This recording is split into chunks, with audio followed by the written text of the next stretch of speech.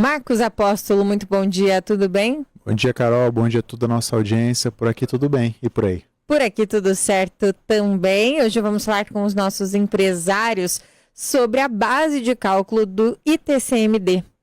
Pois é, Carol. O ITCMD, para a gente fazer uma breve introdução, é o Imposto de Transmissão Causa-Morte ou Doação. É um imposto de competência estadual, então cada estado e o Distrito Federal tem a sua respectiva legislação. É o imposto que ele incide sobre as doações e sobre os inventários. Então, ele é um imposto bastante complexo por conta de todas essas questões, essas diferenças, várias bolas divididas que a gente fala. Cada estado tem seu entendimento, alguns estados são um pouco mais agressivos, outros menos agressivos.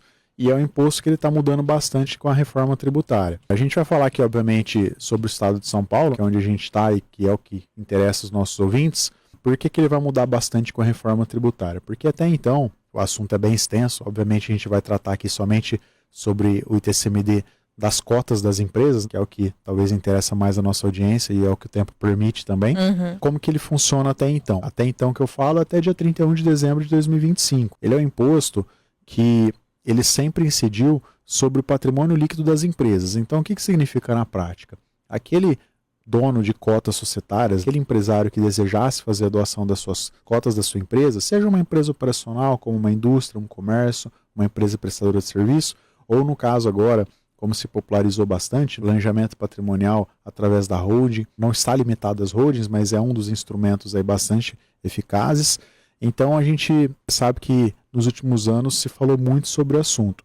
E até então, a legislação ela sempre foi muito clara no sentido de que ele incidia sobre o patrimônio líquido das empresas. Então, essa era a base de cálculo. Apesar de que, durante muitos e muitos anos, embora a legislação sempre ela não foi alterada nesse sentido, a base de cálculo sempre foi pactuado que seria sobre o patrimônio líquido, a gente via que na prática muitos empresários, alguns por conhecimento, enfim, faziam propositalmente, outros por falta de conhecimento, acabavam doando pelo valor histórico das cotas sociais. Isso daí passou durante muitos e muitos anos. A gente sabe N casos que foi feito dessa forma, erroneamente, mas até então o Estado ele não ia atrás. E com certeza deixou de arrecadar muito dinheiro para os cofres públicos. Porque na maioria das vezes, a gente não pode cravar 100% das vezes, mas na maioria das vezes o valor histórico do capital social das cotas ele era inferior ao valor do patrimônio líquido da empresa. Pois bem, há cerca de 2 anos atrás tivemos uma operação no estado de São Paulo, foi a Operação Lock, que o estado justamente ele foi atrás e falou assim, olha, não é isso que a legislação fala, né, tem que ser feito de outra forma. Então a gente sabe também que foi uma mega operação, ainda está em curso ainda essa operação, notificou muitas empresas, né, no sentido de regularizarem, de prestarem esclarecimentos, mas até aí essa era a regra, né, era uma opção dos contribuintes fazer de outra forma. E agora isso daí está mudando com a reforma tributária. A reforma tributária é um projeto, obviamente, de competência nacional, que vale de cima para baixo. Ela prevê, entre outros muitos pontos, ela prevê a questão do ITCMD, 2 mudanças principais. A primeira é que esse imposto, que até então era de 4%, os estados têm que ter uma alíquota progressiva, ou seja, eles têm que começar ali numa faixa de isenção e eles podem ir até o limite de 8%. Por que podem ir? Porque vai depender de estado para falar se vai ser de 0 a 2, se vai ser de 0 a 4, se vai ser de 0 a 8, enfim. Isso daí a gente está aguardando o estado de São Paulo. Então essa é a principal diferença. A gente tinha uma alíquota flat de 4% e agora ela teria que ser em tese progressiva. E a segunda grande mudança é a base de cálculo, que até então era sobre o patrimônio líquido, era essa regra que perdurava até então. E agora a reforma tributária prevê que essa alíquota, ou melhor, que essa base de cálculo seja sobre o valor real dos bens.